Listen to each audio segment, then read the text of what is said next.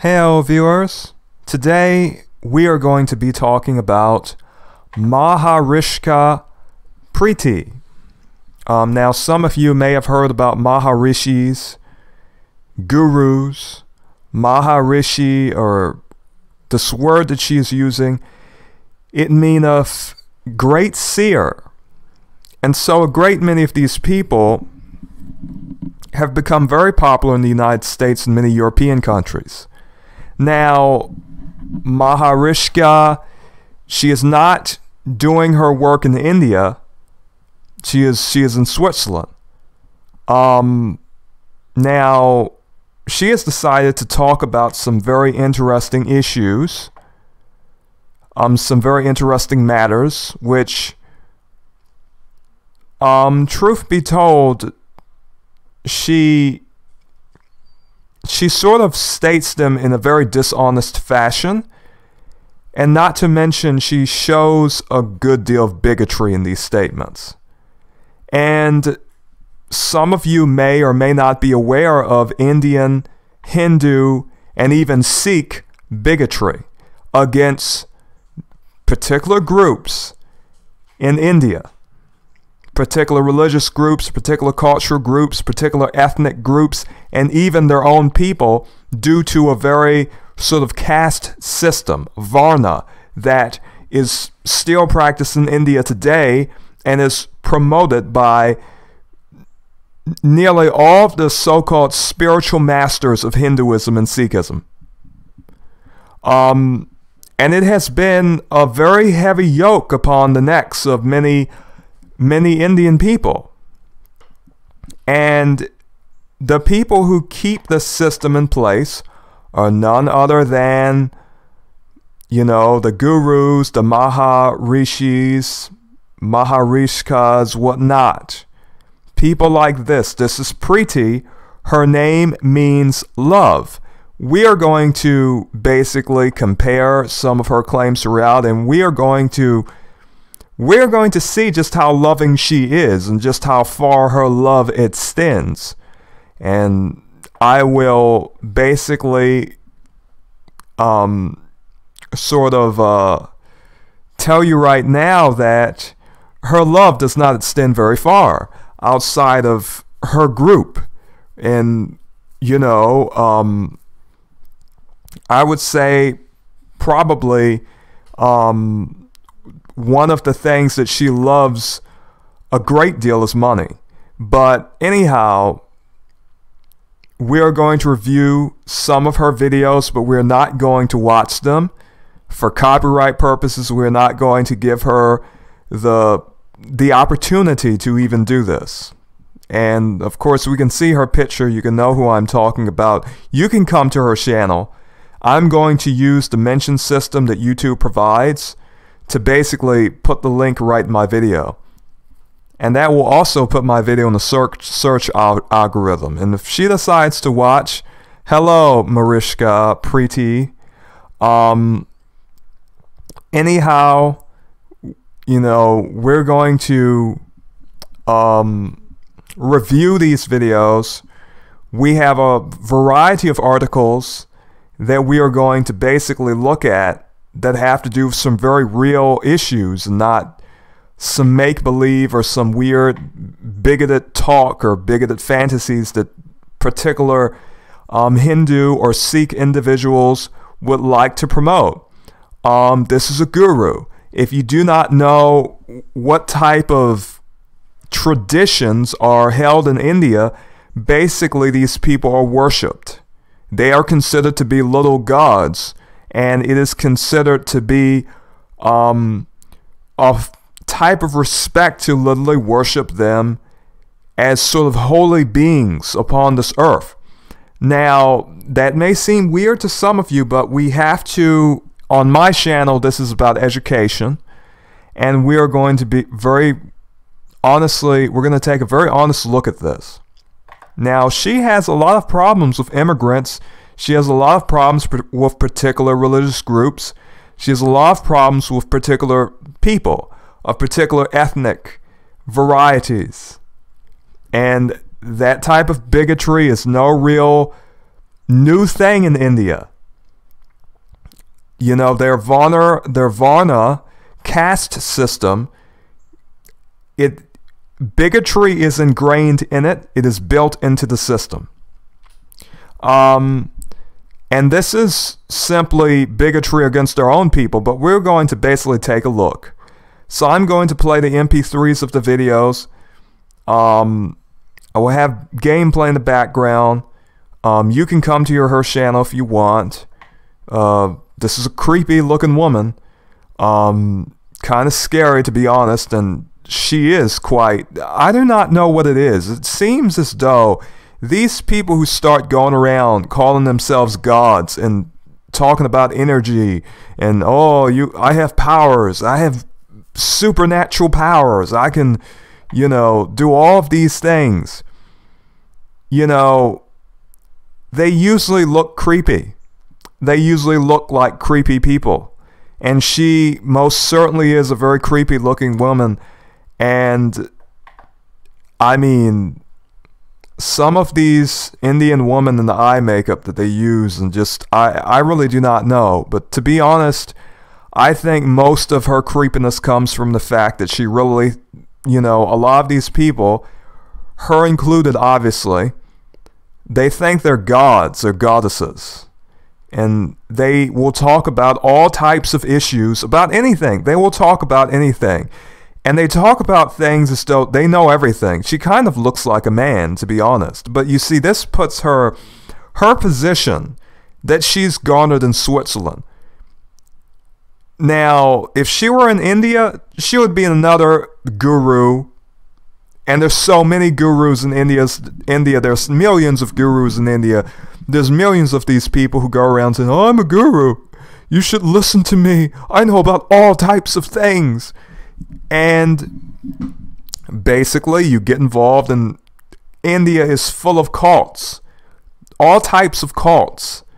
Now, in India, they really do not like conversion. However, there are all types of cults that a person can join. And they say, hey, you know, you can worship me, you can worship different gods, you can worship all types of deities and whatnot. You have these holy men going to villages and taking money. But no other religions can convert.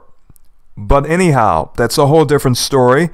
And I really should not be in so, you know, it is just interesting. I would just simply say that, you know, when you take that title and you go around saying, I am a guru, I have powers, I can teach you something.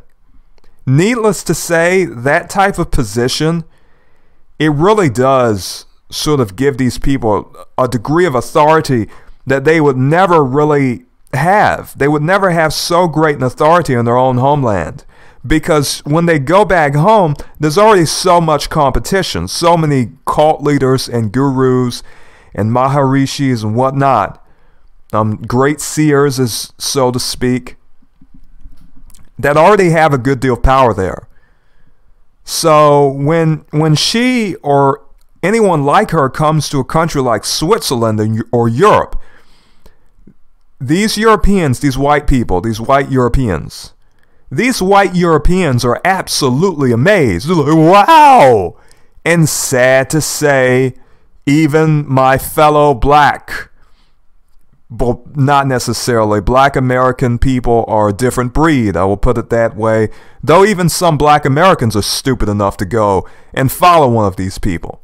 Even though the Hindu ideas about race are basically, you know, they are a mirror of, I mean, they're basically white supremacist views. And I mean, that has to do with the fact that the invaders from the north had pale skin, and all of the dark Indians are basically considered to be lesser than the light-skinned Indians, the pale-skinned Indians. And so dark skin is not really valued in India. But anyhow, you have people from all over the world who will join a group like the one she has. They will come from all over the world to see a real actual Hindu guru or Maharishi or whatnot, or Maharishka, whatnot. They are very excited about it. They really want the experience of actually being able to study under a person like this. They think, wow, this is a great honor. And they really will worship this woman. This weird, creepy looking, manly looking woman. When I first saw her, to be entirely honest, based on her very sort of her facial features, I thought, is that a man or a woman? And that may seem harsh. And hey, listen, it is a matter of aesthetics. There are masculine looking women, there are feminine looking women. There are even masculine looking women who don't even look particularly that bad. But it's just that it's just very interesting. When you become a guru, you, regardless of who you are, how you look, whatnot, you will basically be treated like a god. You will basically be, whoever you were before, it does not matter. Everyone wants to listen to you. People will come to you and they will give you money. And as far as the appearance thing, hey, that may have been somewhat in poor taste, but here on these podcasts, I sort of speak my mind, and sometimes I do go there, so to speak, and really, I sometimes do talk about appearance. Mainly, I'm talking about appearance because a lot of these people in Hinduism that become big in Hinduism, whether they're old or young, they sort of have a sort of sexual magnetism to them. And a lot of the cults, a lot of these groups, because truth be told, a lot of these groups where you have one person who just has so much authority, even the Dalai Lama, if you didn't hear, the Dalai Lama had asked a boy to come up to him and suck his tongue. It was quite disgusting. But that did happen. And so, you get power as a guru, as a Maharishi or whatnot. Let me just say, you really are worshipped as a god or a goddess. And so for me, that aspect of it is fascinating. And most of the people who sort of get this popularity, people really do think of them like that. I mean, they will take her picture and put it on a wall. And probably put it in a corner of a room somewhere, on a dresser or whatnot, and basically have their own little shrine to Maharishka Preeti, and they will say, she is a goddess, she is a guru, she has powers, I should worship her. I wish I was lying, but I am not. This is the religious atmosphere in India. This is the religious atmosphere in India that is prevalent. I just want to tell you that, and I just want to tell the people who may not know the religious sort of quality that is very popular, that is sort of the mainstream, so to speak, in India. If you did not know, you now know. I have given you a summary of it, so to speak. Anyhow, we are going to listen to some of these videos, and we're going to talk about what she says. I do believe I have about 4 here that I have an MP3 format. Okay, let's get started. In many countries, you can't even practice your religion, whatever it may be, other than the state religion. And that's what's coming to Europe. Europe is going to have to learn to speak Arabic soon. If you look at the Indian subcontinent, After 1,200 years of continuous battling the invaders, it still exists. It's a world wonder. This whole subcontinent is a world wonder. This country, this India, I'm saying, still exists. Sanatana Dharma still exists. Okay. Now that particular video has to do with her talking about how Hindus, have to defend their religion, and basically, they've been defending it. Basically, oh, we could be speaking Arabic. Oh, it's so terrible. This is a world wonder that basically Hinduism still exists in India. Now, the reason Hinduism is so, well, let me just say this. It is a question that we have to ask. What does she really mean by defending the Dharma, the law? That's what Dharma means. Hinduism in India.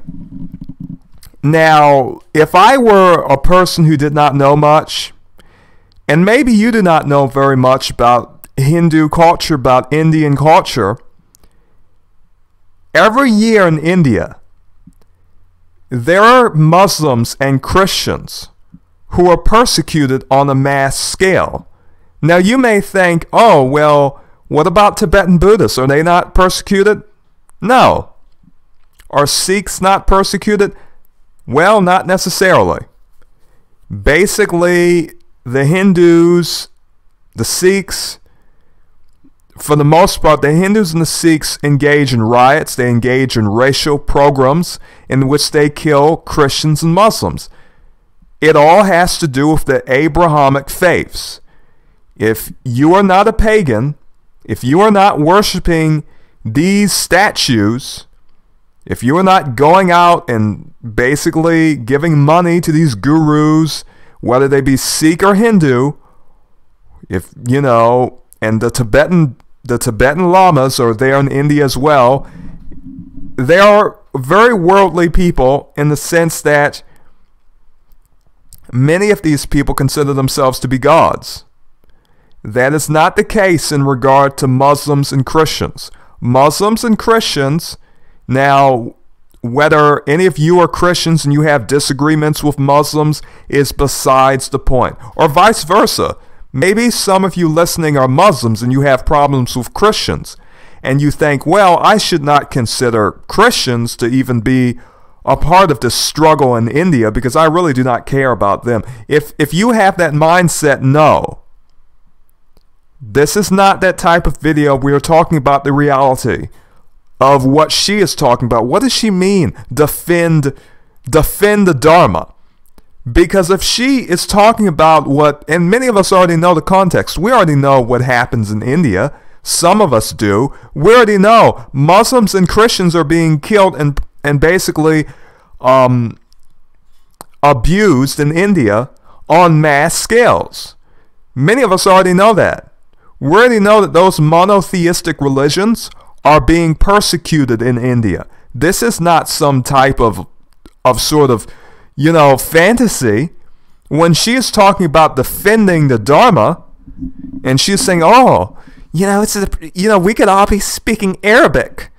Because, of course, she considers Arabic to be a lowly language. She considers Muslims and Christians to be less than Hindus. And this is a good deal of the bigotry that is practiced in India.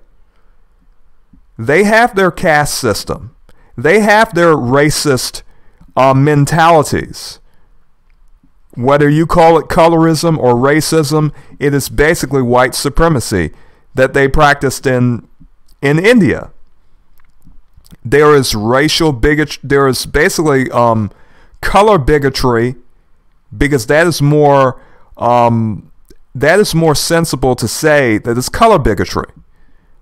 Now racially, most of those people are considered either Aryan or Dravidian, whatnot. Dravidians are in the south.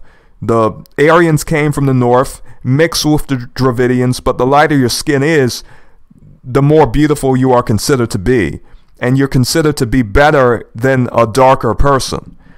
And the skin bleaching and skin whitening in India is quite massive, as well as all of the rest of Asia.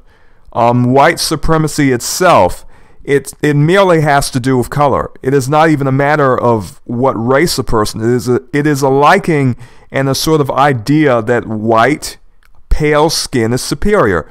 And therefore, if you can whiten it with products, you should, because you will look more beautiful. That is the idea, and that idea is prevalent in India. However, for now, we're talking about the religious bigotry. So you have heard one video. Now we will go to the next one and basically listen to it. Okay, afraid to defend your culture, Europe is dying. Why is Europe in trouble? It has no cultural identity anymore. It has all kinds of people from all over the world there. They don't know what to do with them. It is a culture in the process of dying. That's what's happening. Look at France. They don't know anymore what they are. The whole world is one. Yes, of course the world is one. The truth is one, so the world is one. But the cultural expressions are varied and must be varied. They don't know anymore what is right and wrong. They are afraid to say anything to defend their culture. It's a dying culture because it's not able to defend itself. Why? Because it hasn't held on to its cultural identity. Okay, now that is very interesting. This is a woman who is talking about immigrants coming into Europe and basically changing the culture. Now, of course, she is not going to mention the fact that a good deal of European culture is indeed what we may call part of Christendom. But, you know, she is not going to mention that because, of course, she has a low opinion of Christians and Muslims. Now, Muslims have been in that country before she even decided to travel into Switzerland, because Muslims had invaded most of Europe. They were fighting with Russians. You know, we had Turks, Tartars, and different groups up there fighting the Slavic people. These people have had different relations. Europe has traveled to different countries and basically spread their culture, as well as engaged in hegemony, destruction of different tribes and peoples, not to mention their destruction of indigenous populations. But furthermore, this idea, oh, there's more people coming in, they're destroying European culture. This whole idea is quite ironic. It is quite hypocritical, and I can only imagine anyone with sense would be able to understand the irony of this. Now, if you do not believe me that she is here, look at this. Her location is Switzerland. This woman is talking so much about India, so much about preserving the Indian culture. All right, why are you, Maharishka Preeti, this loving woman? Oh, hashtag surrender to love. Why is she in Switzerland? Why is she not in India? Well, I will tell you why she is in Switzerland. She is in Switzerland because that is where the money is. They do not want to live in India. They do not want to live there. They will go to Europe or the United States, and they will be a big guru. Oh, I have spiritual knowledge, and it is my calling to teach you dumb white Europeans, about, chakras and yoga and kundalini and all of this talk. And the white Europeans, and there are other races too, who really are quite fascinated by it, and to them, this is something amazing. It is almost as though someone brought manna from God, and they're like, wow, This is so great. She is a goddess. She is a guru. She is the Maharishika, Preeti. All right? This is not some type of joke. No, people really do act like this. Some of you are probably thinking, wow, it cannot be that bad. No, it is that bad. It is that crazy. It is that depraved. There are people today, currently, who are worshiping this woman. And she comes to Switzerland to tell you about your culture being mixed with other people's culture, while at the same time bringing her own Indian culture to Switzerland. Okay? While at the same time talking about how culture needs to be preserved in India, whilst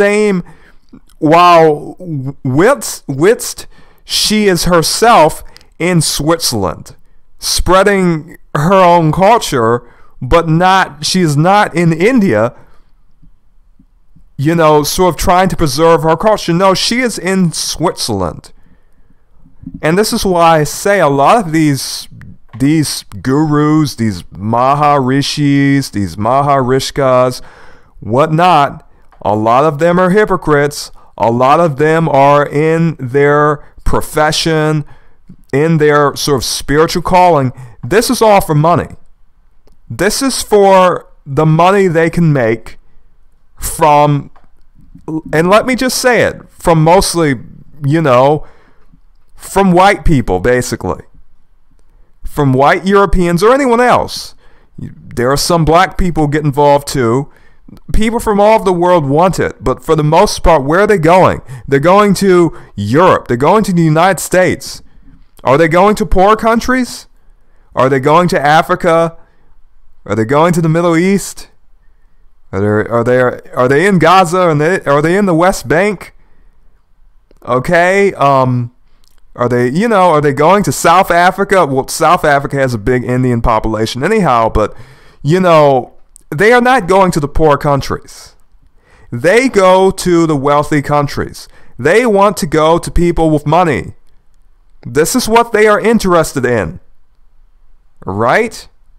They are very interested in that, and she does videos. She comes in front of big audiences. They want to hear about whatever she has to say, because the words that she speaks, they consider to be the words of a god. And so they are very, they are very excited. If you could go to another country and you could basically have people, a select group of people who will worship you, that to them is amazing. Of course, she could do it in India, but hey, in India, there's already plenty of gurus and plenty of female, mystics and whatnot who you can go to, who have far more popularity and look a lot better than she does. So, she does not want to be in India, that poor country. No, she wants to come to Switzerland and then tell the Swiss people, oh, these Muslims, because she carried her bigotry from India to Switzerland.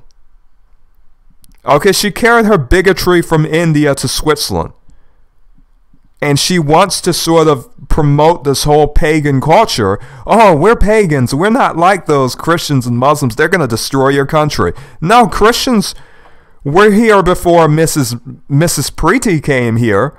And she said, oh, Europe does not have a culture. No, Europe has a culture. That's why you're in Europe.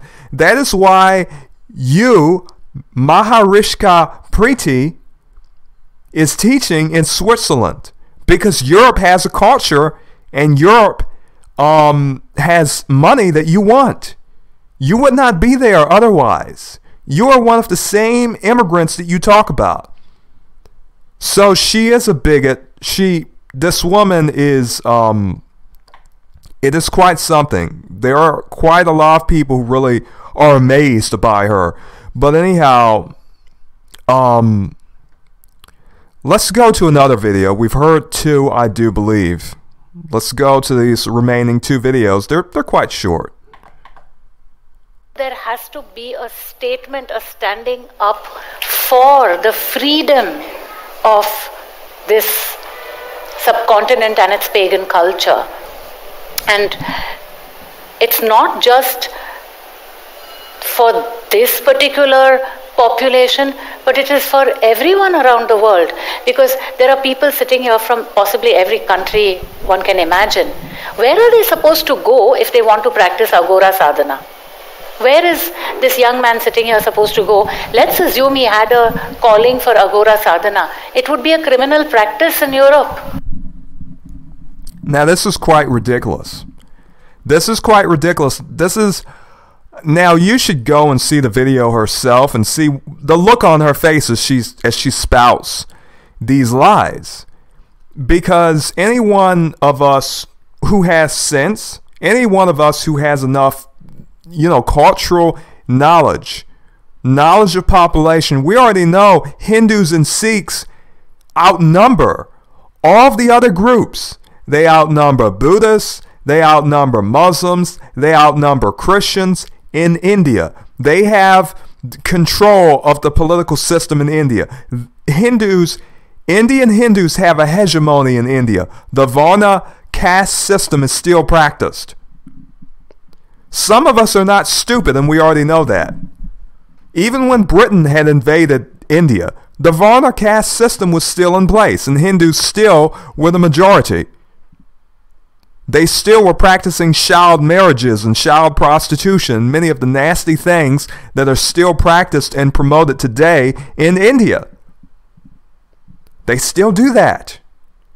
Now, some people talk about different things having to do with Muslims, and there, some particular Muslim countries in the practice of, how there are child brides and so forth, and other particularly unfavorable, particularly immoral things. However, very few people talk about some of the very perverted cultures in India that, are practiced by Hindus. Now, and Sikhs as well, because Sikhs and Hindus are not very much different at all, and they basically have the same type of hegemonic power in India. They have that same structure of basically paying reverence to gurus. Now, what she says about pagan culture, the pagan culture of India has been preserved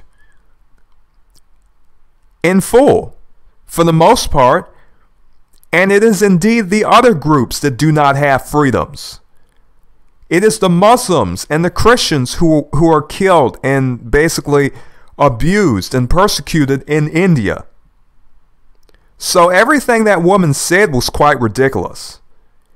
And remember, this woman who is talking so much about, we have to preserve the Dharma in India, and whatever she is talking about, sadhana or whatnot. Where is she? Where is she? She is in Switzerland. She wants some money. She could care less about staying in India and fighting with the rest of those rioters who will basically, go and storm through, Muslim and Christian communities and persecute them and abuse them physically, even. Not to mention the mental abuse of being treated badly because of your religion, as a Christian, as a Muslim, or whoever else. That is not addressed.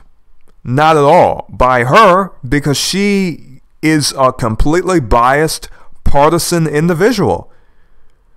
To be entirely honest, that woman is a bigot, and she is very popular on YouTube. She is very popular in the whole spiritual New Age type communities, and I'm telling you, some of you folks who support her, she is a bigot, and truth be told, a lot of you people who support her are also bigots. You have problems with Christians, and you have problems with Muslims. A lot of you are not so very different from one of the founders of the Theosophical religion, Helena Petrovna Blavatsky. A lot of you are the same. So you have your own little pagan biases, and yet a lot of you want to talk about Christians and Muslims. But in this case, we're talking about Maharishka Preeti. And in this video, basically I'm showing you her very clear bigotry and her very clear contradictions. Okay. Fundamental nature of this pagan culture is freedom. Freedom for all kinds of ways and means of attaining the supreme, of living the divine life, of living in truth. So every possible way is considered and accepted as a possible way. When then these imported founder religions start to threaten that, through conversion, through demographics, through a lot of what we've been seeing in the subcontinent for the last 1,000+ years, then there comes a time when standing up and protecting the dharma is the only way forward. There is no choice in the matter. We invite you to an audio live satsang with Maharishika Preeti on Sunday, May 14th, 2023. To know more, click the link in the... Okay, you heard it yourself. Apparently, the sort of pagan culture, the sort of Hindu religion that she is spreading, it's all about freedom.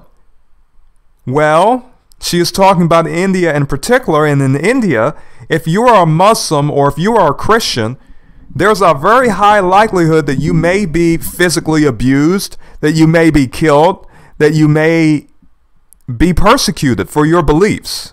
You may be slain for your beliefs. You may face physical violence for your beliefs. But hey, the Indian Hindu culture is all about freedom, right? The Sikhism and all of these different beliefs that they promote, Tibetan Buddhism, which is also a very big and popular religious group in India, that are not persecuted on the scale of Christians or Muslims. So if it had so much to do with freedom, why are Muslims and Christians treated differently? But she is giving the war cry, saying, hey, we have to defend the Dharma in India. And it's been 1,000 years, and all of these different religious groups are coming in. These Christians and Muslims are talking about one God. They're taking us away from our spiritual ways, and taking us away from our gurus, and taking us away from our Maharishis, taking us away from our statues, taking us away from, our temples. Okay? So she is stating it very clearly. Now, she is talking about conversion. But keep this in mind, people. This woman has traveled from India. She has traveled from India to Switzerland. What is she doing in Switzerland?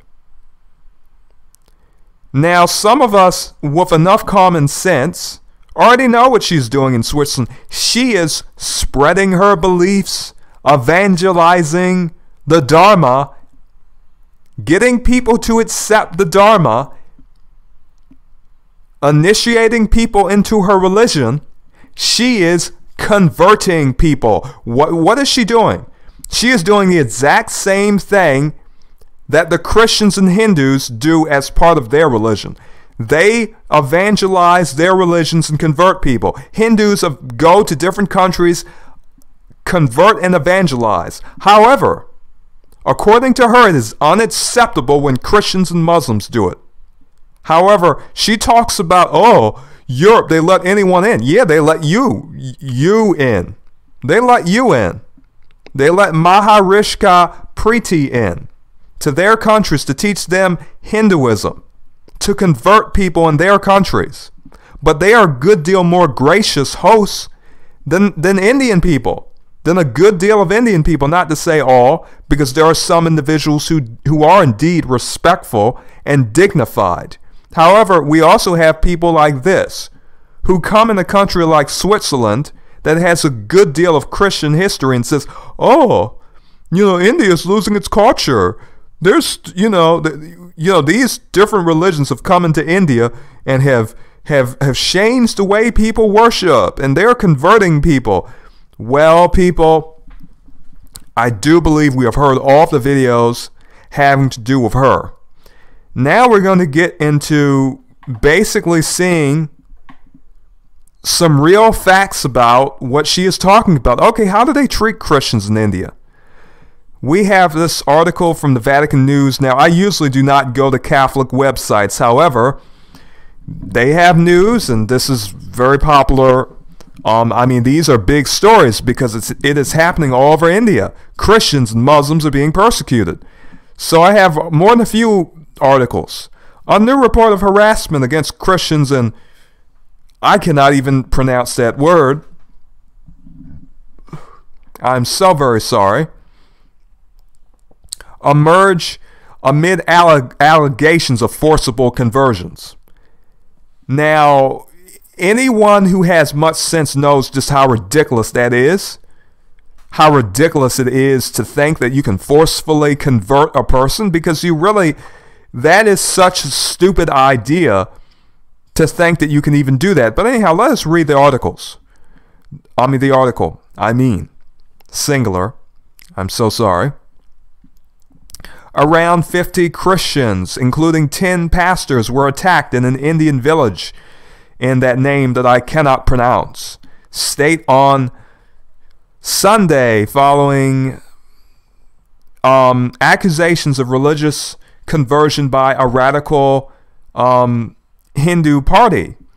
And the Hindus control politics in that country, Sikhs and Hindus.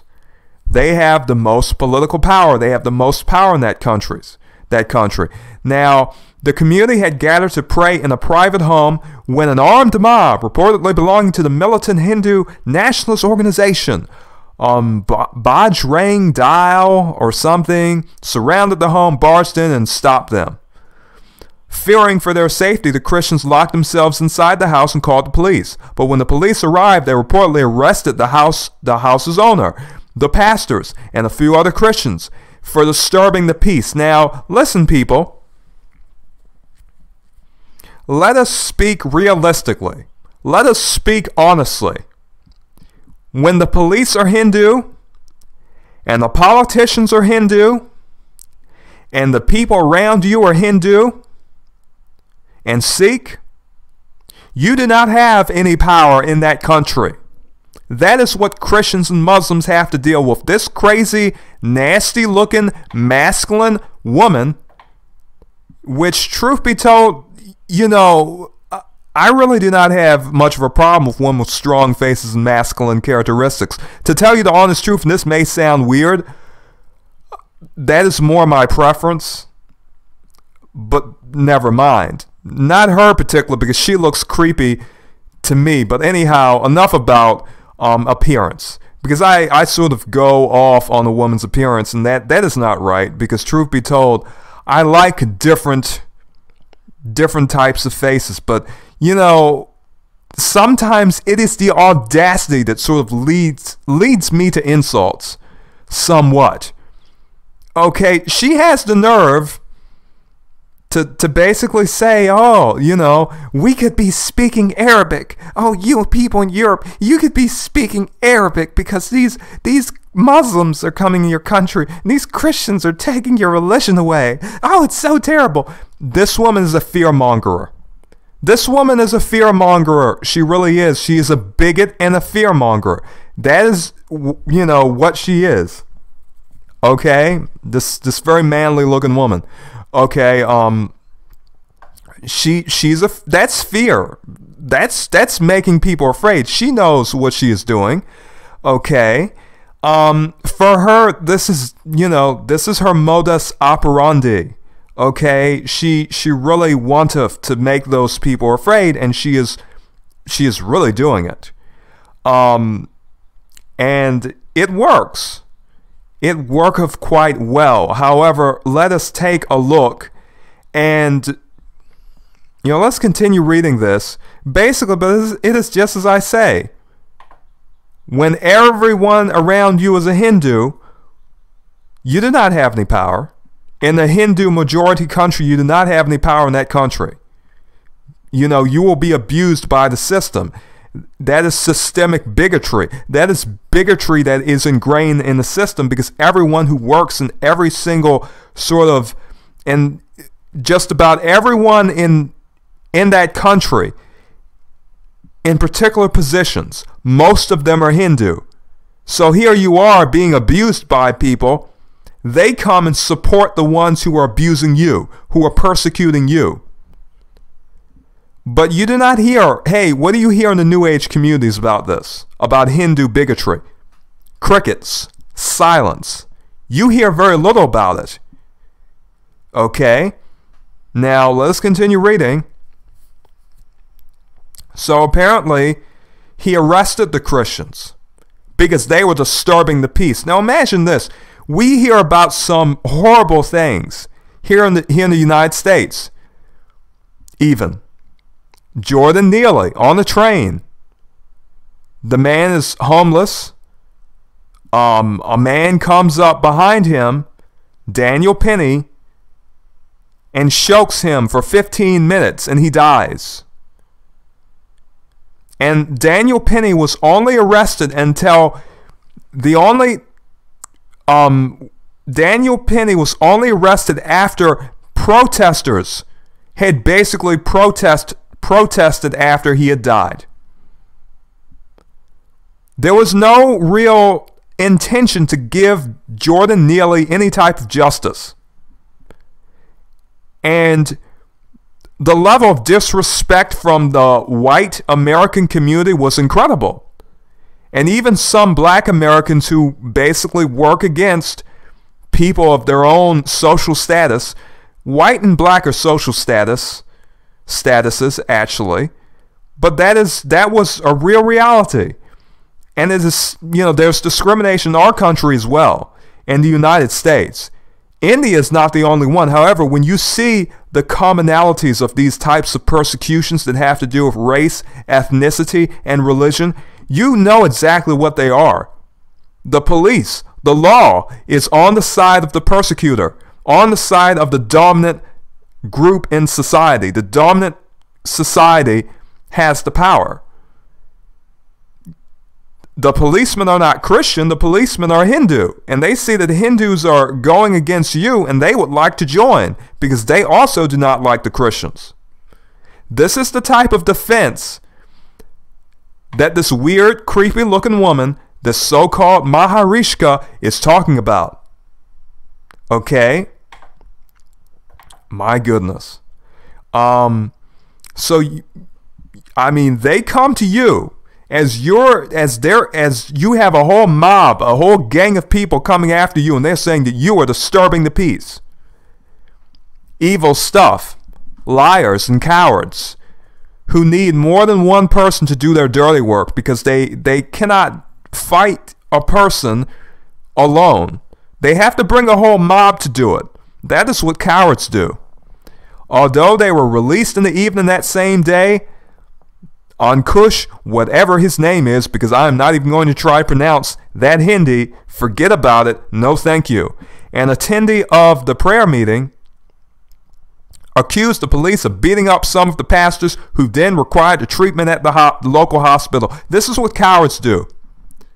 And every single one of us with a conscience needeth to say it. We need to say that this is what cowards do. This is what sadists do. And a lot of these bigots all over the world, these bigots, these disgusting people who like to have dominance and power over a person, put a person in cuffs and beat them up. They are really disgusting. They really are. And there are a lot of these people. And they will go home and worship their little Shiva or Kali statue, and pour milk and food offerings, and give it food offerings and pour honey on these statues and whatever weird things that they do with them. Nothing spiritual at all in that religion. Okay? But anyhow, and I mean that really, this is the majority community in India. Okay, the house's owner, local dentist Dr. Vinay Sahu, said they did not use microphones and loudspeakers and cause noise pollution. We cannot understand the reasons for these attacks, he added. Let me tell you something. The reason is simple. These people decided to leave the Varna caste system. When they became Christians, they were no longer bound to that. Although there are Indians who still keep the caste system, even though they become Christian. And they are bigoted against their darker skinned Christian counterparts in India or elsewhere. And they treat them as less. Because that sort of mental conditioning is so very prevalent in India. And it has affected a lot of people. It is the same for these police officers. They like to cause pain to Christians and Muslims, and they really would like to slay them. They would like to slay them because they have no respect at all for them. So he cannot understand the reason for these attacks. He should be honest, and he should say, I know exactly why these people are attacking us. They are bigots and they hate us. We who are, a lot of us, we have to be honest about these things. And if they won't say it, we need to take up our voices and do videos about this stuff and say it ourselves so the world can know. Hindu bigots or anyone else can know exactly what this is. And that we know it is bigotry and that we know that this is against, people who are Christian. People who are Muslim, people who are different, and that these people are not open-minded. Okay, in an interview with the UCA News, I'm not even going to try to pronounce that name, alleged that Sahu's Hindu neighbors have objected to the religious meetings in the past and appear to have requested the help of Hindu radicals to put a stop to them. The police superintendent in charge of whatever that name is, village, where the incident took place, called the attack a small incident and said that the problem has already been resolved. And you see, it is always a small incident. They will do anything they can to keep their hegemony and their dominant position. Look, this man was a dentist. However, it doth not matter what type of position you have in society, even if it is respected. Okay, they are facing that persecution. And oftentimes it is the police officers who show the most racism and the most bigotry, and they act like the sort of, how should I say, the foot soldiers. And a lot of these sort of ethnic cleansing, these sort of ethnic cleansing movements in many countries. The same is true in the United States, even today, where police officers will kill a black man and basically be able to get away with it with minimal charges. So it's not the first time Sahu told the local media that the Bajrang Dal, I have a hard time pronouncing these Hindi words, organized a similar protest in 2021, and that is not a protest. That is a riot. That is a riot, and they are looking to cause destruction. They are looking to cause death. The Christians were threatened with violence if they were to continue their prayer meetings. A lot of these Asian countries have to have house churches because if you don't have house churches, and Muslims too probably have to have their religious practices in their houses, because you are not allowed to do these things publicly or to have your own institutions without being persecuted by Hindu and Sikh bigots. Okay, at the onset of 2023, over 1,000 tribal Christians in Narayanpur or in Kandagan, whatnot, districts in the Indian state of whatever that name is, were forced to flee their villages due to threats of violence. And it is all about violence. If you continue to practice their religion, they will use violence to try to force you. And if they can't force you to stop, they basically want to slay you. You know, like you're some type of monster or something. In fact, anti-Christian violence has increased dramatically since the ruling political party, whatever that name is, started its rule in March 1998. Are they going to be speaking Arabic anytime soon, like this woman said? I do not think so. Because if you have a different belief system than the Hindu majority, they will persecute you. An exaggeration. In March 2022, Dr. Peter Machado, the Archbishop of Bangalore, filed a petition to look at the sinister phenomenon of violence and targeted hate speech against Christians in some parts of India. Archbishop Machado added that because of the sharp rise in the number of cases of violence against Christians in recent years,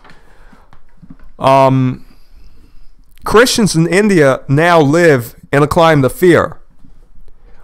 But on April 14th, 2023, India's Solicitor General Tushar Mehta alleged that the Archbishop was only exaggerating attacks to keep the pot boiling, and dismissed the claims as falsehood due to the statistical inconsistencies with case reports of the alleged attack on Christians. Now, here's the interesting matter. They control the numbers. They control their statistics. They control the institutions of government and counting.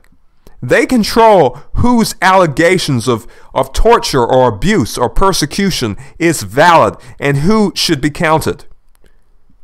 A lot of Christians will not even, what is the use in dealing with the police if the police are going to take you in and beat you up and abuse you and physically abuse you? So there is no telling how many of those instances go unreported. But they will do anything to keep their stranglehold upon the Muslim and Christian populations in India. They are not Hindu, and those Indian Hindu bigots do not like it. They do not like it. And because of that, they will do anything to keep their control. It is all about control. Okay, now we have another one about Christians. Hindu mobs enraged by conversions attack Christians in India. Okay, now we have, and let's see, what picture is this? What is this picture? About 200 men mobilized by local Hindu nationalists destroyed a small church in Shimdi village in India's whatever state on January 12th, Christians said.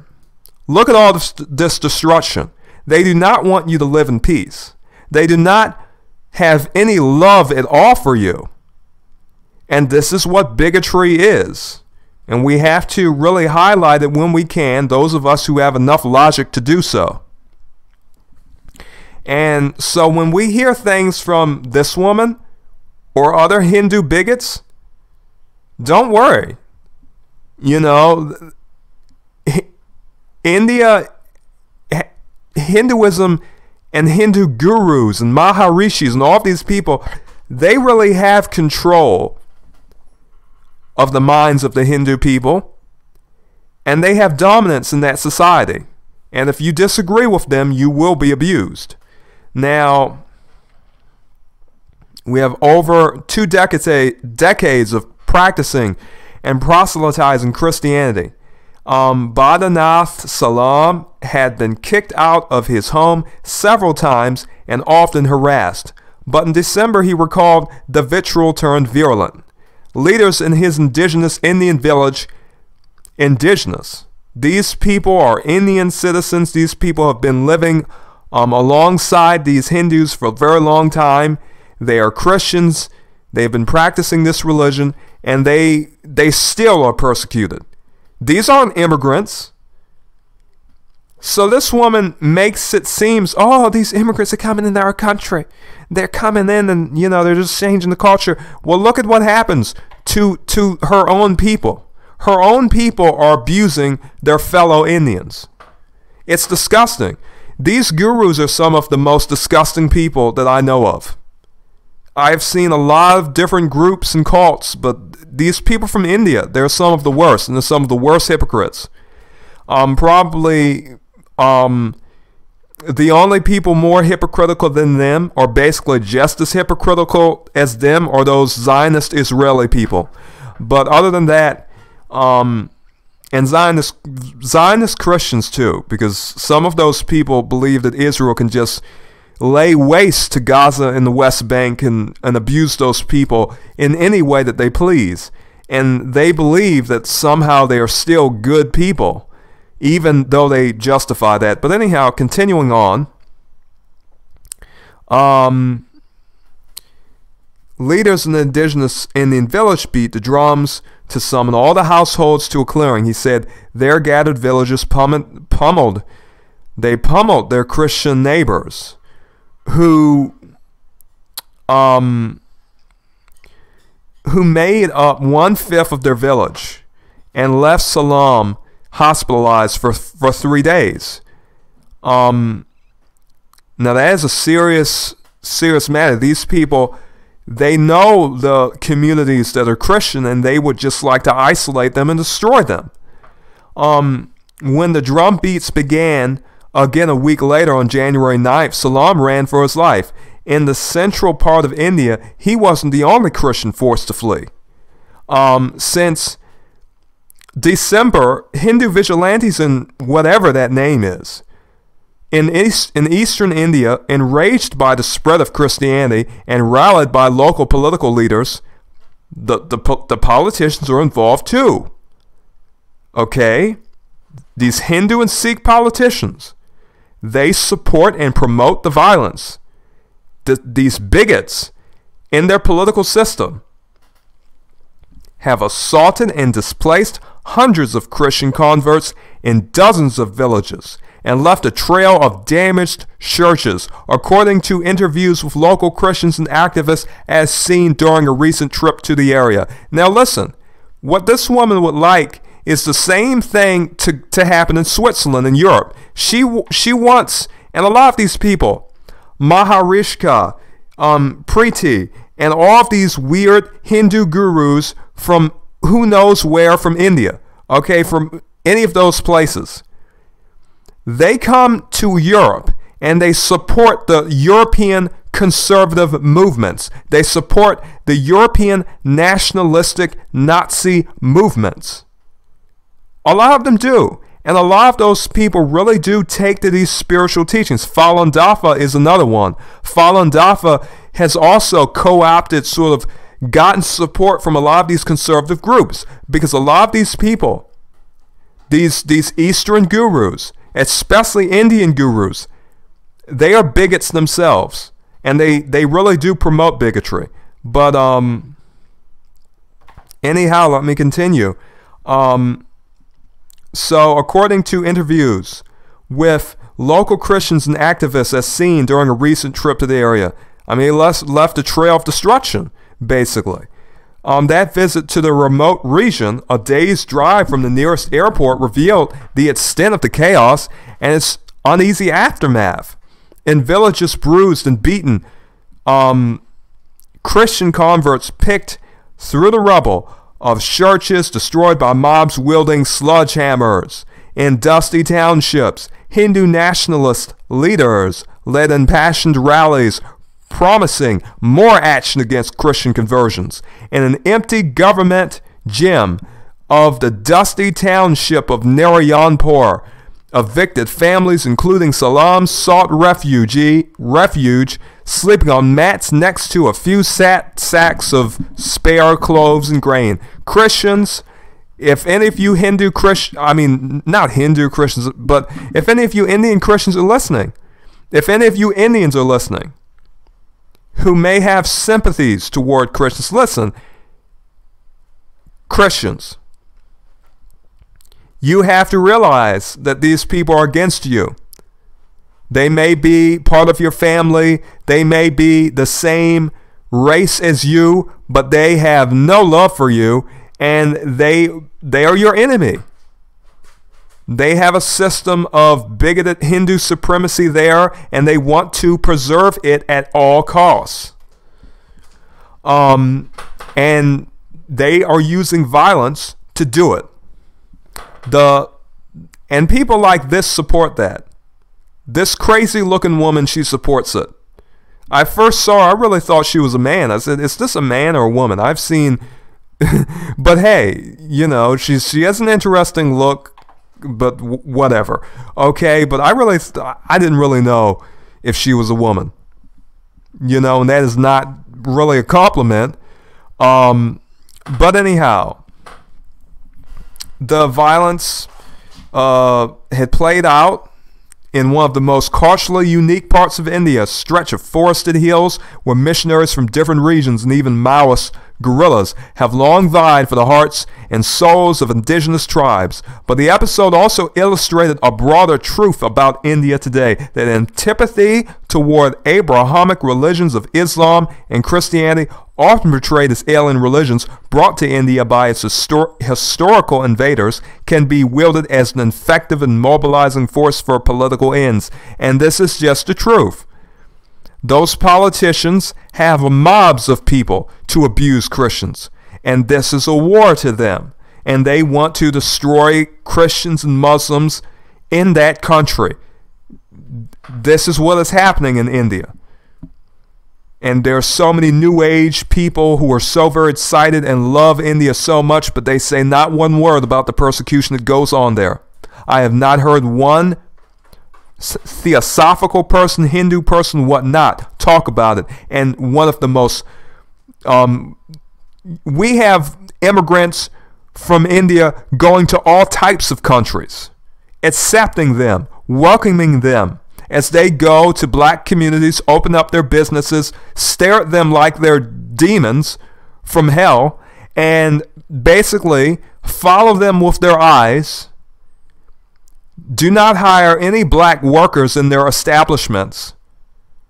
And basically, you know, practice bigotry in this country that they brought over from India. But, and basically they go into poor communities, open up their stores, and make a lot of money.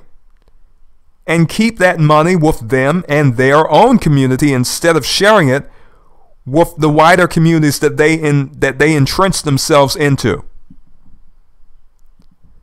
Okay?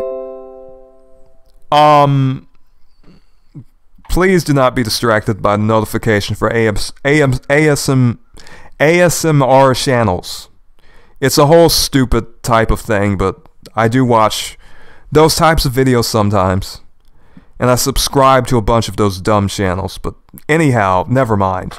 But yes, Hindu immigrants and Indian immigrants go all over the world, and they are accepted with a good deal of kindness. Okay, and even today we have Indian scammers who call up old people from all over the United States and Europe and basically take their social security numbers and credit card numbers. The government never shuts all of them down. The government allows that scamming business to continue and basically affect, you know, countries like the United States and allow them to take money from older people. It is disgraceful. And meanwhile, if you are there in India and you are a Christian or a Muslim, you are abused and basically persecuted by these weirdos, these freaks who basically think that they are better than Christians and Muslims and preserve this caste system that has basically enslaved a good deal of the population and kept them poor and kept them out of having, you know, marriages with certain people. Okay? But, I mean, there's a whole history behind a lot of the bigotry in India. Now, across India, reports of violence against Muslims often increase in the run-up to elections, a phenomenon that some political scientists have attributed to attempts by Hindu parties to energize their base. This is what they do to get pumped up for politics. Go and massacre, engage in racial pogroms, against Christians and Muslims, against people who are different than them. Bigots and hypocrites. Okay? In the region of whatever name that is, the boogeyman has become Christian. And that's the truth, according to them. That violence that ruled Bastar began in December and eventually affected about 100 villages. And another thing is, a lot of us who are Christians, and a lot of different people, there was a boycott movement against Israel. There should be a boycott movement against India. There should be a boycott movement against places like India and Myanmar, that in Myanmar they are massacring Muslims en masse. And in all likelihood, that is how they treat Christians as well. But anyone who is not Buddhist in Myanmar is being persecuted. Now, there are many of us, we should boycott India. And those who like to travel, if you're a Christian and you can boycott, some trips to India, hey, do it. If you can boycott buying some type of product from India, do it. There should be movements like that. This is serious. This is a life or death type of situation for a lot of the Christians and Muslims in India. And a lot of us here, we should talk about this and we should support those people. And we should not listen to weirdos like this Maharishi Preeti. Surrender to love. No, she should change that to surrender to hate. Because that is exactly what is in her nasty heart. This masculine, strong-faced looking woman. Okay? I mean, get out of here. It is ridiculous. It's an absolute joke. Okay? But yet, she in India, this is just an average looking woman. In Switzerland, this is a celebrity. This is a great goddess or whatnot. What crazy people believe. Anyhow, so on January the 2nd, members of a local Hindu group known as whatever that name is that I cannot pronounce, stormed a Catholic church in Nayanpur town where they destroyed statues and threw rocks through stained glass windows. On January 12th, more than 200 men in whatever that name is village climbed onto the roof of a small church built by Jai Singh Potai and tore it down. I don't even know if I pronounced that name right, but I am not really concerned with that right now. This is serious business. Around the corner, they smashed another church and wrote on a blackboard, "If you don't leave Christianity, then the same will happen again." Bullies, cowards. That's what they are, and that's what cowards and bullies do. And hey, that is what they are. It is not going to work between Hindus and Christians, Potai said as he surveyed the damage one night under cover of darkness. Soon he would move away for good, he said. Now, take a look at this man's skin. Take a look at his skin. Now, Varna means caste. We're learning something about Hindu culture here because this channel is about culture. Now, if you can see those words, Varna is Sanskrit for it literally is coloring class. Coloring class. And the lowest, and here in India, people are divided by color. If you have this dark skin that this man has, people consider this to be the lowest an Indian can be. They prefer pale skin. They prefer that pale Aryan skin. They do not like a lot of Hindus, a lot of Indian people in general. They really discriminate against that color, and they discriminate against Christians. And a lot of these people are from the low caste, these darker skinned people, and they got out of the caste system, the Varna color class system, by becoming Christians. And they left that evil institution, evil in my opinion, behind. And they decided to live like men. And these Hindu people, they do not like that. They want him to be subject. This is like Jim Crow laws. This is like KKK, Ku Klux Klan. This is evil stuff. This is no joke. As a black American, I can really, I can relate that to our own history, and even to what is happening now with Jordan Neely and other black American people who are killed on a daily basis by police and just other white supremacist individuals. For a century, the poor, and for those of you viewers who do not like the word white supremacy, too bad. That is what it is. Because it is white supremacy, because this worldwide is considered, this skin color that you see before you, this is considered to be low. This is considered to be ugly. This is considered to be less than pale. Less than what is normally considered to be white skin. That is what we mean by white supremacy. It has to do with colors. It is Varna, color, class. It is exactly what the Hindu word means. The Hindi word means, I mean. Now, for a century, the poor indigenous tribes that lived here outside India's caste-based society, worshipping trees and rivers rather than the Hindu pantheon, were seen as ripe for conversion by Catholic missions that gradually took root. But in the past 2 decades, residents and outside experts say religious tensions have escalated after a new wave of evangelical missionaries swept in from South India and abroad, prompting a backlash from local leaders and Hindu nationalists who have gained traction. And listen, let me be honest. The same thing is true here in the United States. The poor are used.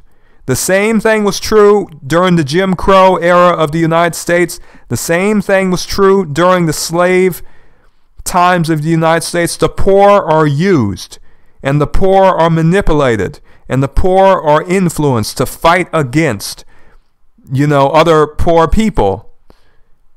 And they were used as basically rednecks, poor white Southerners, or poor white people all over this country.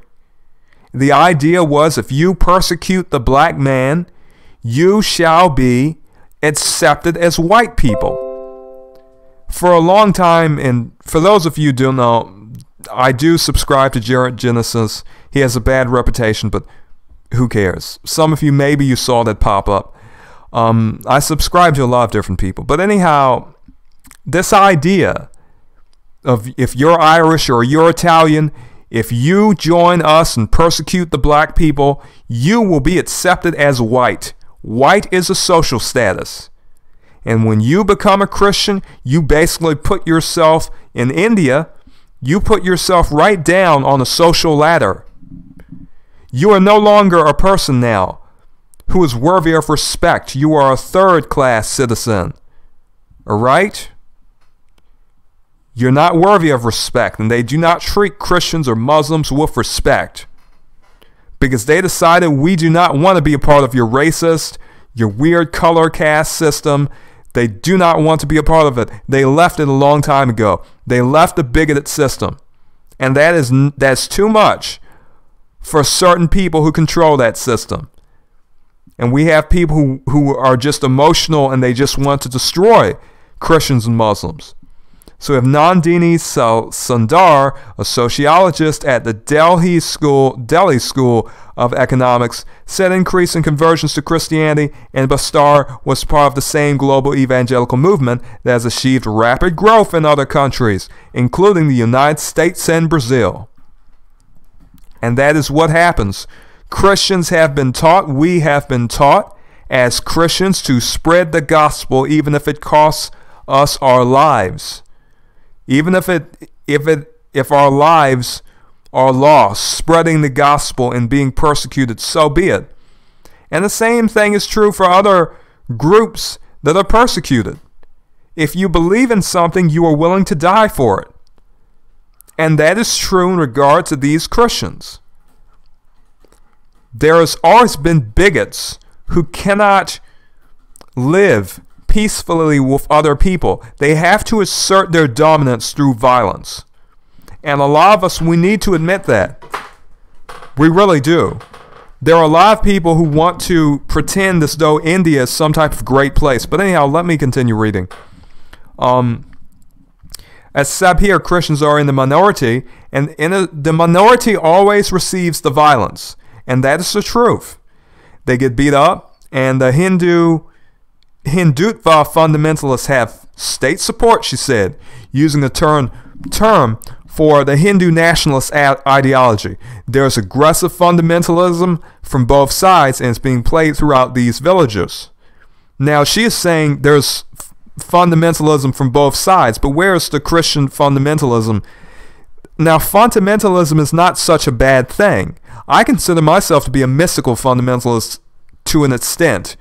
However, when fundamentalism does not necessarily need to include violence.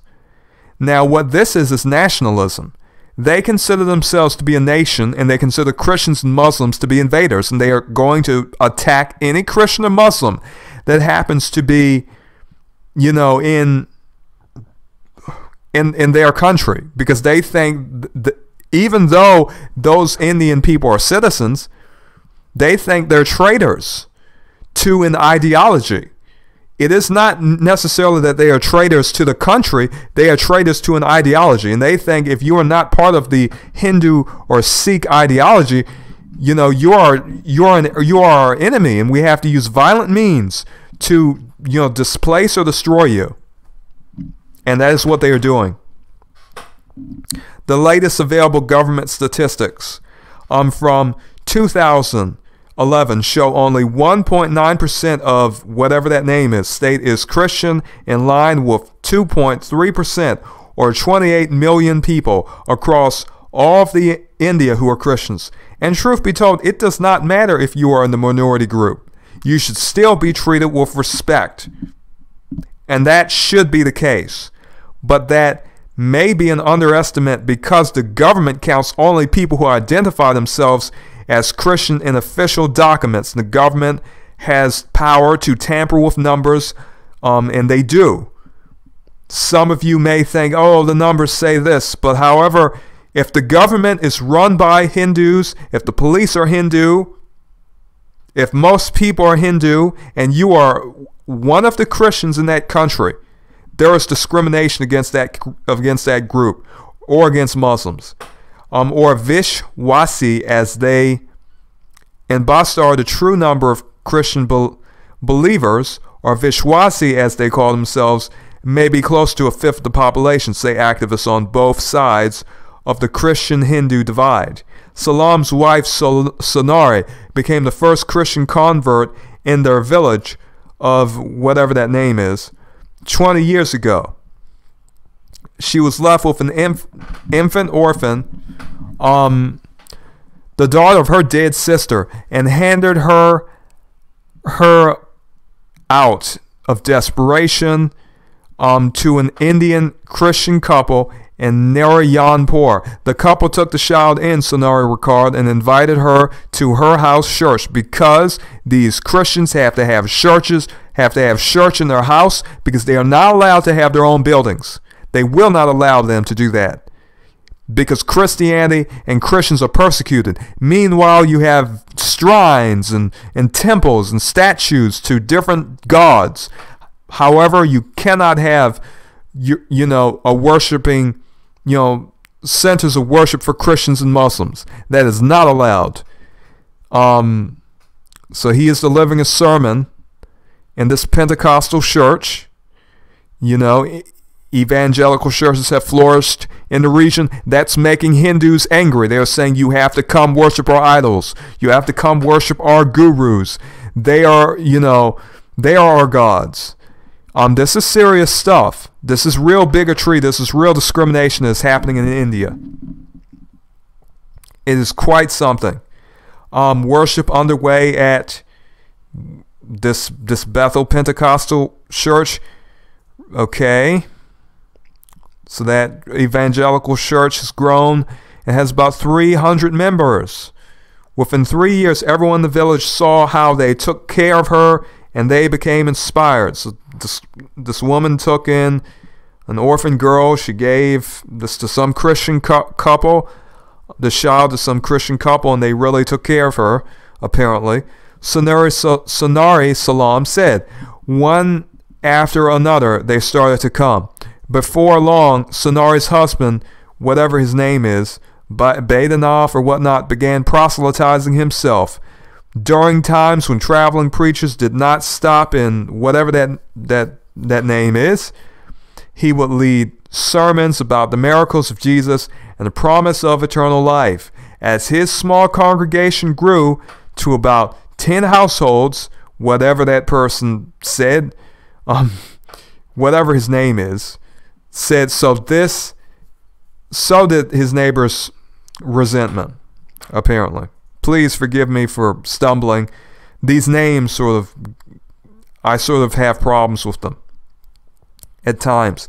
Still, tensions never boiled over, he said, until 2018, when Bharatiya, whatever that name is, the Hindu Nationalist Party that controls India's central government but lacks politically, and whatever that name is, lost power in the state to the Indian National Congress Party. Once they started losing, the trouble started, Salam said.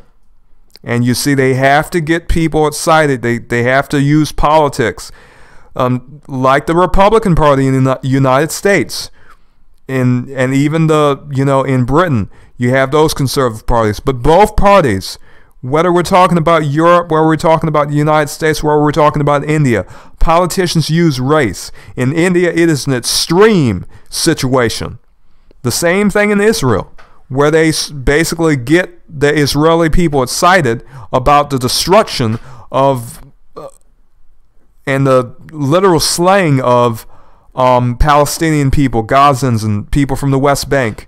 Now, Christianity was said to have been brought to the Indian subcontinent by the Apostle St. Thomas, who landed in Kerala in AD 52. In the early years of independent India, Prime Minister, whatever his name is, and his left-leaning Indian National Congress Party fretted about an influx of missionaries overwhelming India's tribal culture and banned foreign missionaries. So, both right and left political parties, they do not like Christians. They do not like Islam. They are against Muslims and Christians in very extreme terms. Now, those on the political right worried too. In the 1990s, whatever that guy's name is, BJP leader, holding homecoming ceremonies and whatever that name is, that I cannot pronounce. I cannot pronounce these names. Or rather, I could try, but I'm not going to waste time doing so. He would gather Christian converts and wash their feet. Hindu priests would smash a coconut on the ground. After that, the indigenous men and women, even if they never practiced Hinduism in the first place, would be declared Hindus. Which, they like to do that. You have to be Hindu. And the same thing in Japan, where you have to be Yamato Japanese. You cannot be even mixed, because they make it so in Japan where you have to be, when they classify their races, you can't be half Ainu, you can't be half black or whatnot. You have to write down on their little classifications, you're either black or Japanese, you're either Ainu or Japanese. And that is how they tamper with their demographics to make it seem as though Japan has such a big Yamato Japanese population. However, Yamato Japanese are not the only type of Japanese people there. There's Ainu and Okinawans, and different immigrants and different people. However, they have to keep that illusion of everyone in the country being like just one type of people, one ethnicity, one racial group even. So these unclaimed souls, so to speak, were always seen as up for grabs by everybody, said Shalini Gira, a prominent human rights lawyer. A gruesome murder case in India pits traditional values against modern love. In the earlier decades, Catholic missions gradually embedded themselves into the community, Guerra said. Statues of the Virgin Mary were sometimes draped in saris. Now, that Catholic idolatry, I think it's terrible, but that is what those Catholics do. I will never agree with it. Carvings of biblical characters had indigenous facial features. Some churches conducted marriage ceremonies according to hybrid tribal Christian customs. But when evangelical Christians arrived with their fiery sermons in the past decade, they made swift inroads, because let me tell you something. With all due respect to you Catholics, actually with as much respect as is due and no more, you better believe that. Protestants do not joke around, and that really, it catches on like wildfire. Protestant Christians, they are more effective at spreading the gospel than a lot of you Catholics, because you Catholics, you bring the statues, and basically it might as well be Hinduism. When evangelical people come, they say, you know, they're more serious about the scriptures than a lot of these Catholics. I would say more serious than most of them, to be entirely honest. And I am generalizing and using my own subjective generalization about this, but yes, I mean it. I'm not joking. And I think that a lot of you who are Catholics, some of you already know it, even though you may not want to admit it. Okay, when they come after you like they came after Jesus, you know you're doing something right, and you're not compromising. If that sermon does not have fire, I don't want anything to do with it. I might as well just be a Hindu or Buddhist then if you have some sermon that's lukewarm. I like a fiery, I like some fiery worship. That's what I like. Now, not in the sense where people are getting involved, this whole idea where you have body heat and people are falling out and just going crazy. No, but that is something different, because that is a heresy in itself, in my opinion. But anyhow, they also sparked local anxieties. So we have Dinesh Kashyap, or what? Oh goodness, I should not even try with these names because I cannot pronounce them very well. A former member of parliament from the BJP who lost his seat in 2019 said the situation for local Hindus was dire. Evangelists were roaming the countryside and enticing poor gullible villagers, already converting 40% of them. He said they offer food, clothes, and money. Sitting in his office, they even get homes built. And the reason they do is because a lot of these Hindu people believe in karma, they believe in Varna, and they will not give charity. Charity is not something that is in the Hindu culture. It is something foreign to them. They say, and I mean, there's a reason that people are going to the churches. But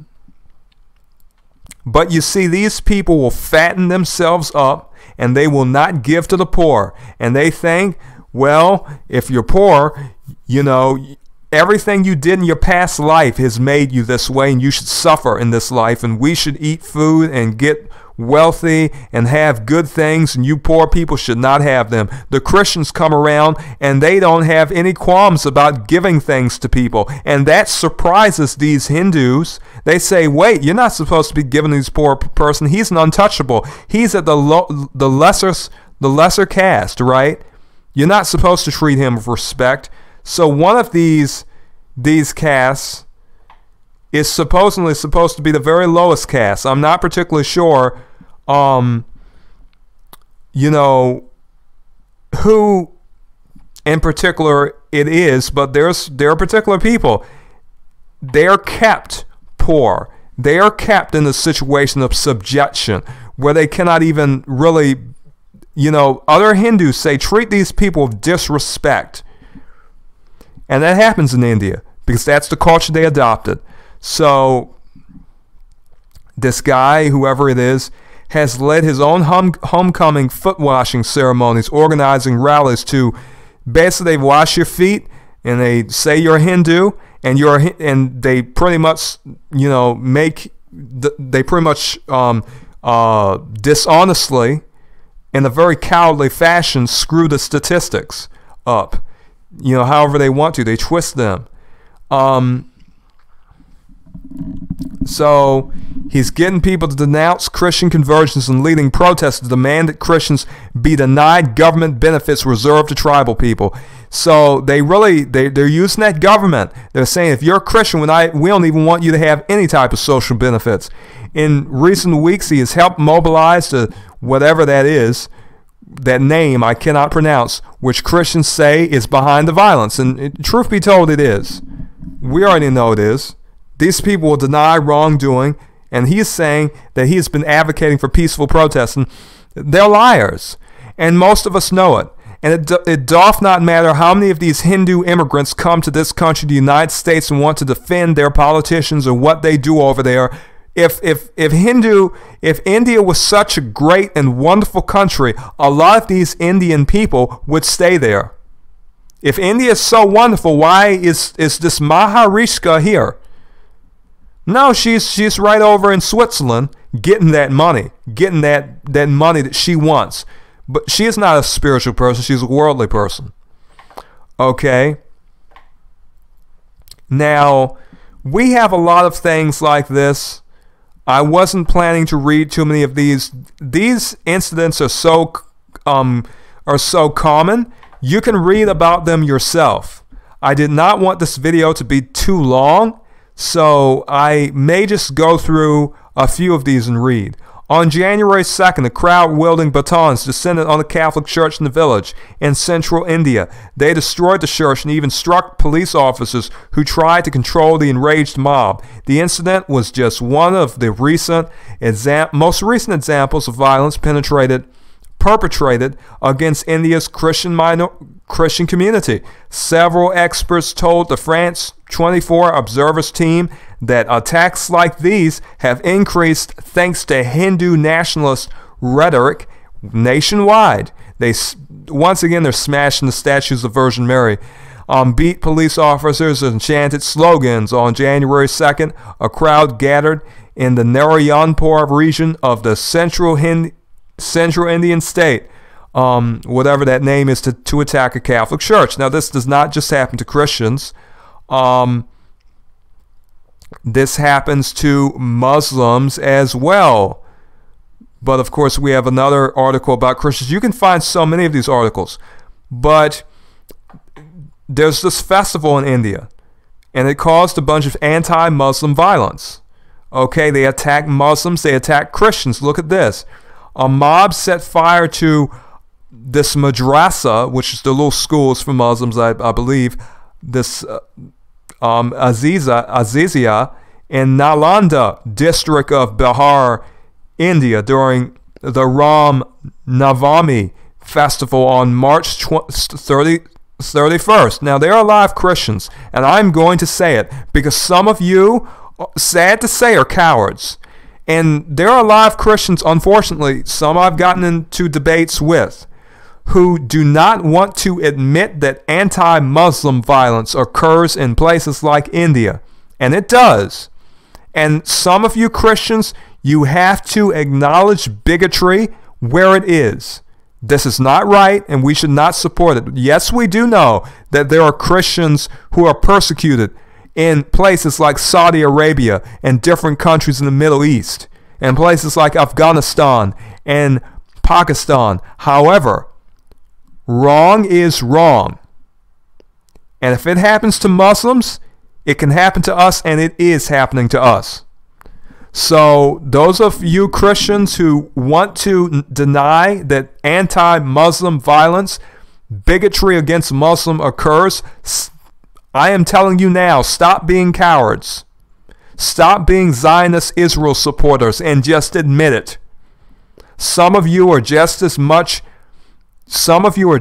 bigoted as a lot of those Israelis who hate Gazans and hate West Bank people, Palestinians. It is sad to say, but some of you Christians are of the same mindset, and this is not right. It is not right at all. The Hindu festival of Ram Navami in India, which this year coincided with the Muslim holy month of Ramadan, was marred by violence sparked when Hindus in processions passed through Muslim neighborhoods, brandishing weapons and shouting anti-Muslim slogans. On March 30th and 31st, communal violence was reported in several states. In Bihar, a mob reportedly vandalized and set fire to a prominent madrasa. Let us get definitions right so that some of us can learn, especially Christians who do not know very much about the Muslim culture. It is important that we learn about each other and not be bigots and just calcified in these weird, bigoted ideas and notions. We should know things about our fellow people. It's a Muslim school or college or university that is often part of a mosque, and they should be able to engage in their activities without harassment. The media reported that a Hindu teenager was killed in the clashes across the country. Over 100 people have been arrested and dozens injured. India's Hindu festivals are increasingly being used by the ruling Hindu majoritarian BJP to rally voters, leading to an increase in violence. These mobs are emboldened by a sense of political patronage that affords them impunity. After violence and opposition ruled West Bengal state, the authorities arrested a dozen BJP members and supporters. The party alleged police bias and disproportionate action, and that is often the case. Many of these police are violent individuals.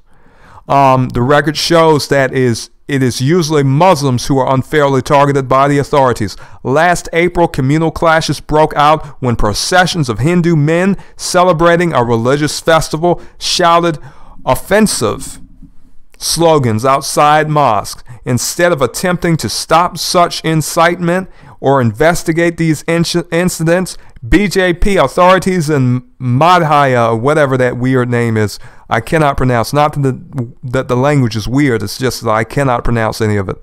Responded by summarily demolishing Muslim properties. In October, during another Hindu festival, police and whatever that name is responded to communal clashes by demolishing the homes of 3 Muslim men accused of throwing stones. Police in Gujarat publicly flogged Muslim men. That means they whipped them. They debased them. Okay? Now we can just go through the articles. We see so much. We have the Mauyana riots. India, Muslim victims despair after court order. The recent order of a trial court in northern India, state of Uttar Pradesh, setting free 41 Hindu men accused of religious violence against Muslims 36 years ago, has plunged the survivors and families into despair. The violence on 23rd May 1987, this stuff has been going on for years. This is deep-seated hatred. How are these Hindu people that you hear like this one? Oh, my name's Preeti. It means love, surrender to love. How are they so loving? They do not love Muslims. They do not love Christians. They are saying paganism is a religion and culture of freedom.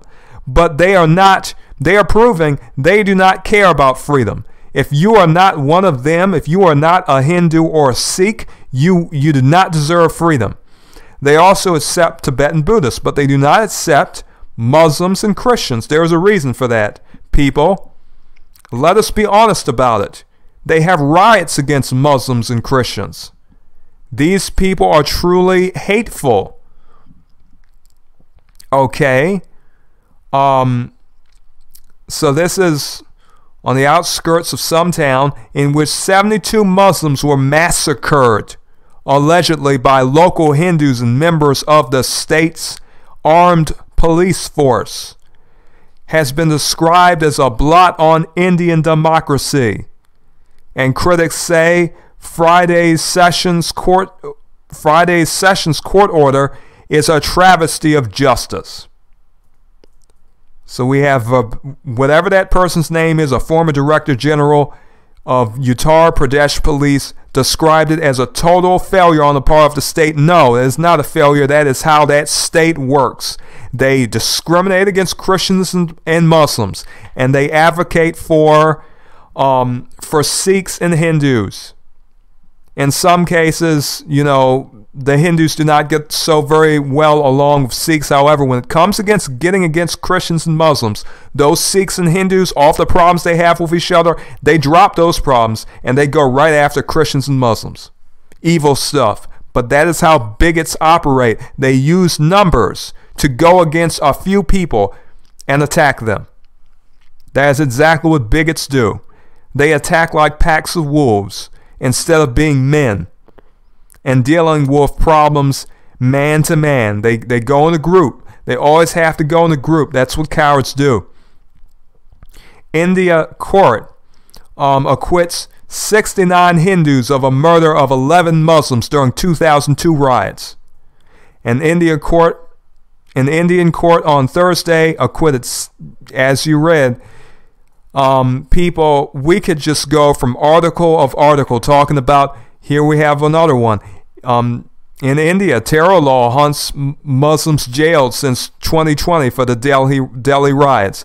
Activists and family members of those languishing in jail for 2020 violence say the draconian whatever UAPA law is being misused to deny them bail. They will use law against you. They will use the police against you. They are discriminating against the minority groups in India. They are doing that. Now we have Saima Salim, 27, has been waiting for hours on a bench outside a court of law in New Delhi, her eyes glued to a corridor as she waits for her father, Muhammad Salim Khan, to appear. Khan, 29, was arrested 3 years ago for rioting and murder during the religious riots in the capital in which 53 people, most of them Muslims, were killed. The courts provided him bail in both the cases. But Khan continues to languish in jail as he has not been able to secure bail in a case under the Unlawful Activities Prevention Act, a controversial anti-terror law that has been used against Khan and several other Muslims accused of allegedly pre-planning the riots. My father's innocent. He was a prominent social worker in the community who helped people, and he was targeted for that, Saima told Al Jazeera. While waiting for her father to arrive at the Kakaduma court, people now treat us like terrorists, even though everyone knows all these charges are politically and communally motivated. And that's the truth. A lot of the red tribal Americans here in the United States, they had their own little civil rights movements, and there are a lot of political prisoners from a lot of the tribal American movements, okay? And they're political prisoners. It is very interesting. If a Hindu comes and terrorizes your Christian or Muslim community, it is not terrorism. But if a Muslim does it, it is terrorism. Isn't it interesting how that dynamic works? Isn't it interesting how people like the Maharishka, Preeti, is saying she is so loving and that these immigrants are destroying European culture, that people are destroying Indian culture, her sort of pagan paradise, where if you're a Christian or a Muslim, you can basically have your life taken away from you. This is evil. And some of us need to come out and call it what it is.